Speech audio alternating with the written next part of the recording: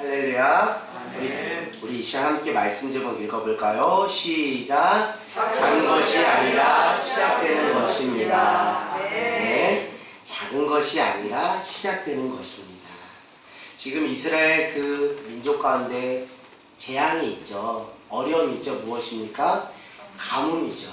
가뭄인데 그 3년여의 그 가뭄을 끝내고 드디어 무엇이 내리는 장면이죠? 비가 내리는 장면을 우리가 함께 보고 있습니다. 여기 나오는 그 등장인물을 보면 엘리야, 아합, 또 사완 이렇게 등장하는데 이 이야기 속에서 오늘 우리가 살아가는 이때 하나님께서 우리에게 원하시는 것이 무엇인지 우리가 밝히 살펴보고 또 순종하며 나가기를 원합니다. 41절 한번 같이 읽어볼까요? 시작. 엘리야가 아합에게 이르되 올라가소서 마시소서 큰 비소리가 있나이다. 네. 41절에 보니까 지금 엘리야가 그 아합왕한테 무슨 소리가 있다고 지금 얘기하죠? 큰 비소리가 있다. 실제로 지금 큰 비가 내리고 있습니까? 내리고 있지 않아요? 내리고 있지가 않아요. 믿음이 없는 사람들은 이걸 보면 저기 엘리야가 뭐 한다 그러죠? 거짓말한다. 속된 말로 뻥을 친다 이렇게 말하고 있어요. 그러나 우리는 그렇게 말하지 않습니다. 지금 엘리야가 그냥 싱거운 소리를 한 것이 아니라 믿음에 기초하여서 큰 빗소리가 있나이다 라고 말한 것이죠. 그것이 어디에서 기원을 했냐면 우리 18장 1절을 같이 한번 읽어보도록 하겠습니다. 18장 1절 같이 읽어볼까요? 시작. 많은 날이 지나고 제3년에 여호와의 말씀이 엘리야에게 임하여 이르시되 너는 가서 아합에게 보이라. 내가 비를 지면에 내리리라. 아멘. 엘리야가 자기 착각과 어떤 자기 감정의 기초에 선 것이 아니라 여호와의 그 말씀에 기초하여서 이렇게 아합에게 한 것이죠. 특별히 엘리야는 지금 어떤 믿음이라는 것이죠? 말씀을 의지하고 말씀을 순종하고 말씀을 믿음으로 그 믿음에 기초하여서 그렇게 엘리야가 아합 왕에게 말한 것입니다. 사랑하는 여러분, 지금 이때 우리에게 절실히 필요한 것이 무엇일까요? 하나님께서 우리에게 약속하신 그 약속의 말씀인 줄 믿습니다. 우리가 지금 아침 큐티를 통해서 그 호언장담했던 그 베드로가 닭이 울기 전에 예수님을 3번 부인하는 장면을 우리가 곧 볼 것입니다. 이제 호언장담하는 그 베드로의 모습을 보면서 우리가 붙잡을 것이 우리의 감정과 우리의 생각과 우리의 경험치가 아니라 정말 결정적인 순간에 그 말씀을 붙잡을 때 말씀을 따라 믿음으로 행동하는 그 은혜가 있을 줄 믿습니다. 그러나 안타깝게도 제자들이 다 3년 동안 예수님을 쫓아다녔지만 예수님의 그 주옥 같은 말씀 한 줄이 그 심령에 새겨지지 않으니까 그냥 자기 열심과 간정에 따라 또 두려움이 휩싸여서 또 가룟 유다는 자기 이득에 따라 예수님을 돈으로 주고 파는 여러 가지 안타까운 상황을 보면서 이때야말로 지금 믿는 믿음의 사람이 믿음으로 실력을 발휘할 수 있는 가장 큰 그 무엇이라고 할까? 기초가 되는 것이 베이스가 되는 것이 무엇입니까? 말씀인 것이죠. 오늘 지금 엘리야가 아합에게 이렇게 믿음으로 담대하게 말할 수 있었던 것은 18장 1절에 이미 하나님 여호와 하나님께서 엘리야에게 하셨던 그 말씀이 그 마음의 신비에 심중에 새겨져 있었기 때문입니다. 그러나 베드로는 예수님이 그렇게 말씀을 하셨음에도 불구하고 너가 닭이 울기 전 나를 3번 부인하는 이 말씀을 쉽게 듣고 간과해 버린 것이죠. 그리고 가룟 유다도 그 예수님을 팔자가 누구입니까? 나에게 내 잔을 받는 자가 그이다 라고 말을 하면서 회개할 수 있는 기회를 다 주었음에도 불구하고 그 말씀을 놓쳐버렸기 때문인 줄 믿습니다. 오늘 말씀을 부여잡은 그 엘리야가 42절에 이런 행동을 보입니다. 우리 42절 한번 같이 읽어볼까요? 시작. 아합이 먹고 마시러 올라가니라. 엘리야가 갈멜산 꼭대기로 올라가서 땅에 꿇어 엎드려 그의 얼굴을 무릎 사이에 넣고. 저는 엘리야가 정말 거짓말하는 사람, 소위 속된 말로 뻥치는 사람이 아니라는 것을 41절 통해서 18장 1절을 통해서 발견했지만 더욱 이 사람이 믿음의 사람이라는 것을 42절에 발견합니다. 많은 사람들이 하나님의 말씀을 받았다고 합니다. 그래서 하나님의 뜻이 무엇인지 안다고 말합니다. 그러나 거기에서만 자아도취되어서 기도의 자리로 나가지 않는 사람들이 많이 있습니다. 그래서 하나님께 받은 하나님의 말씀, 그 뜻이 나를 통해서 실현되는 것이 아니라 그냥 공중에 산산이 공중분해되는 것들을 우리가 많이 경험하게 됩니다. 오늘 42절에 엘리야의 그 기도, 정말 우리가 회복해야 될 기도, 한국 교회가 회복해야 될 기도, 정말 그 철야를 하면서 정말 하나님 앞에 납작 엎드렸던 믿음의 선진들이 했던 그 기도를 우리가 회복해야 될 줄 믿습니다. 땅에 콜었다는 거예요. 그리고 그의 얼굴을 어디에 사이에 넣었다는 거죠? 무릎과 무릎 사이. 이건 어떤 의미입니까? 하나님 앞에서 납작 엎드리셨다는 거예요. 이제 하나님을 완전히 의지하고 하나님께 순종하겠다는 거예요. 하나님, 나는 아무것도 아닙니다. 나는 아무것도 할 수 없습니다. 내가 오직 의지할 것은 주님밖에 없습니다. 주님이 나에게 허락하신 그 말씀에 기초하여 그 말씀을 의지하여 아버지 그물을 던지겠습니다. 기도를 하겠습니다 하는 것이죠. 그랬더니 그리고 나서 기도하고 나서 그냥 끝난 것이 아니에요. 그리고 나서 그 주님 주신 그 기도의 그 끝 속에 또 새로운 그 행동의 결단이 나옵니다. 43절 같이 한번 읽어볼까요? 시작. 그의 사환에게 이르되 올라가 바다 쪽을 바라보라. 그가 올라가 바라보고 말하되 아무것도 없나이다. 이르되 7번까지 다시 가라.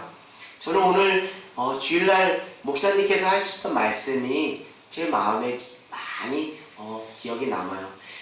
믿지 않는 사람들, 특별히 믿음이 연약한 사람들은 성경을 믿는 것이 아니라 무엇을 믿는다고 말씀하셨죠? 성경대로 살아가는 우리의 삶, 복음대로 살아가는 복음적인 그 삶을 보면서 어떻게 고백한다?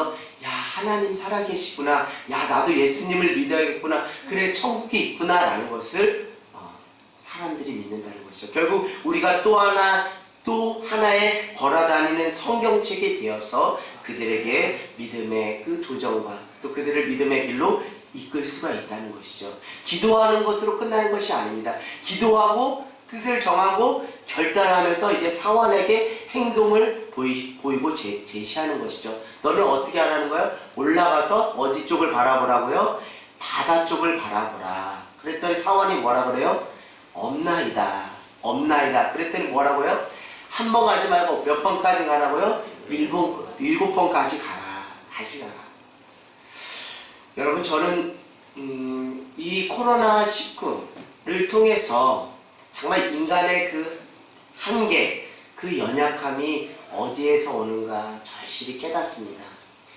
평소에는 평안할 때는 정말 유연한 사고와 그 수용성을 가지고 살았던 사람도 이 두려움 앞에서는 그 생각이 한쪽으로 치우치고 편협해지는 것들을 많이 보면서 야, 이 두려움이 무엇이길래 인간을 이렇게 나약한 존재로 만드는가라는 생각이 듭니다. 7번까지 가야 됩니다. 할렐루야. 한 번 가서는 안 됩니다. 7번까지 가야 돼요. 왜 7번까지 가야 됩니까? 자꾸 우리 눈에 무엇이 자꾸 씌어져 있기 때문에요. 비닐이 씌어져 있기 때문이에요.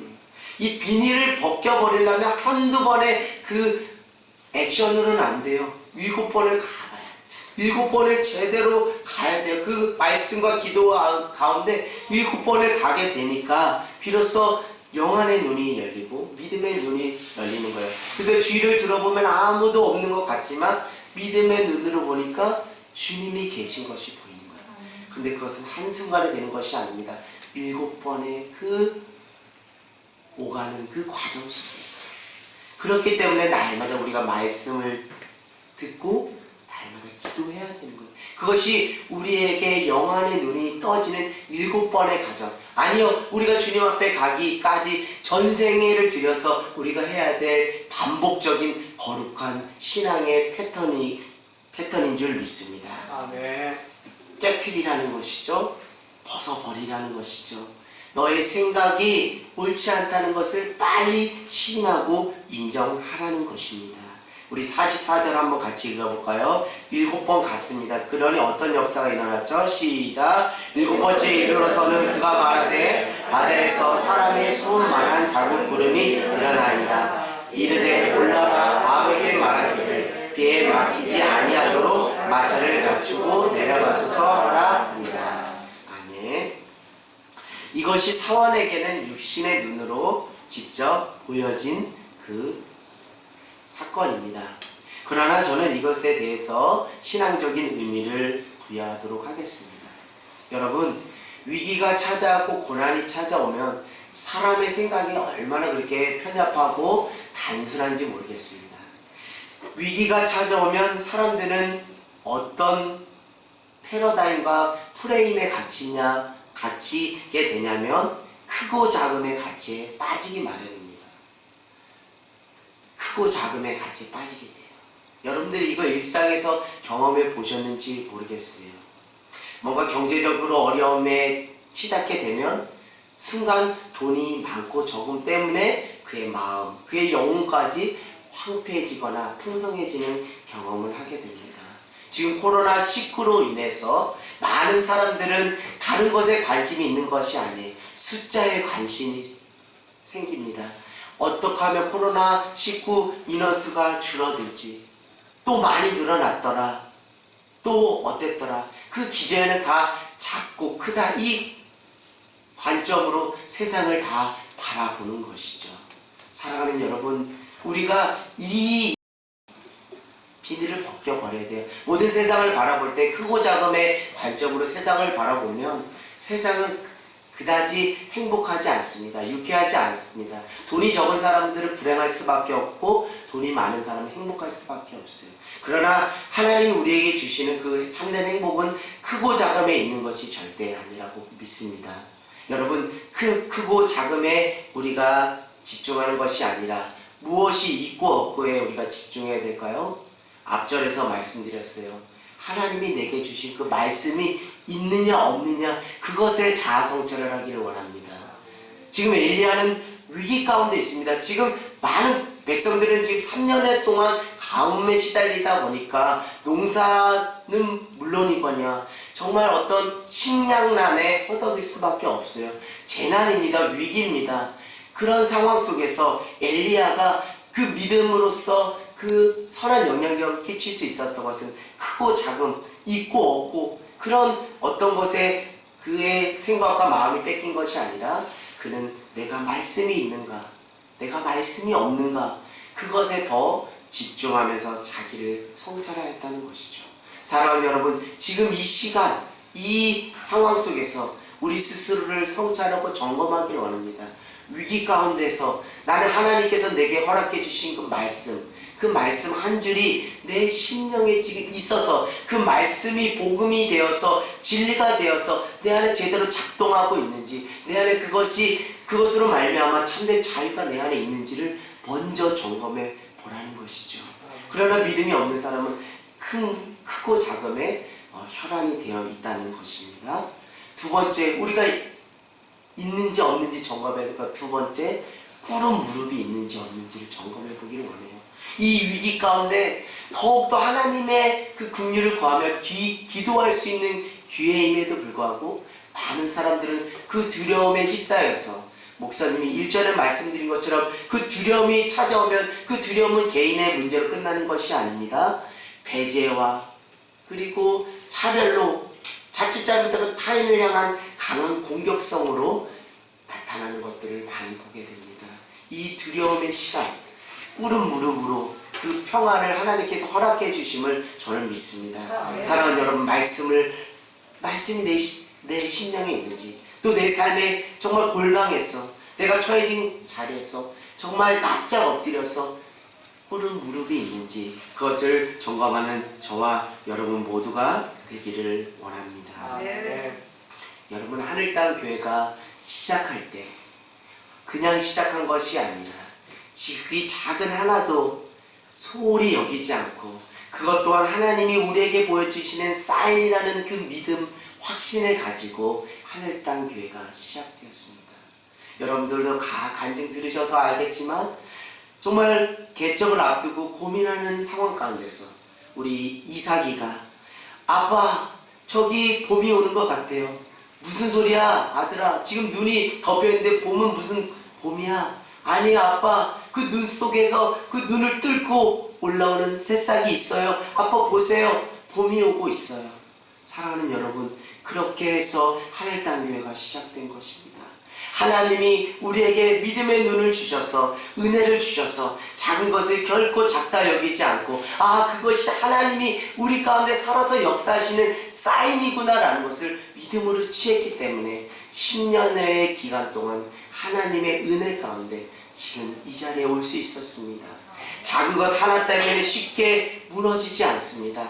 작은 것 하나가 도리어 그것이 하나님이 우리에게 보여주시는 선한 사인이다 생각하고 오히려 전화위복 역전시키며 하나님의 숨은 뜻을 발견하기 위해 더욱더 말씀 붙잡고 기도하며 주님 말씀하여 주시옵소서. 이 상황 가운데서 작은 한 것 하나를 보여주신 그것이 하나님 우리에게 또 우리 공동체, 우리 가정, 우리 인생 가운데 무슨 선한 뜻이 있습니까? 라고 오히려 무릎 꿇고 기도하고 말씀을 붙잡았더니 그것이 작은 것으로 작더라라고 실족하고 좌절하고 낭망하는 것이 아니라 도리어 그것이 하나님이 우리 가운데 살아 역사하셔서 우리를 통해서 새를 이루시기를 원하시는가라는 것을 발견할 수 있는 전화위복 터닝포인트가 되었다는 것이죠.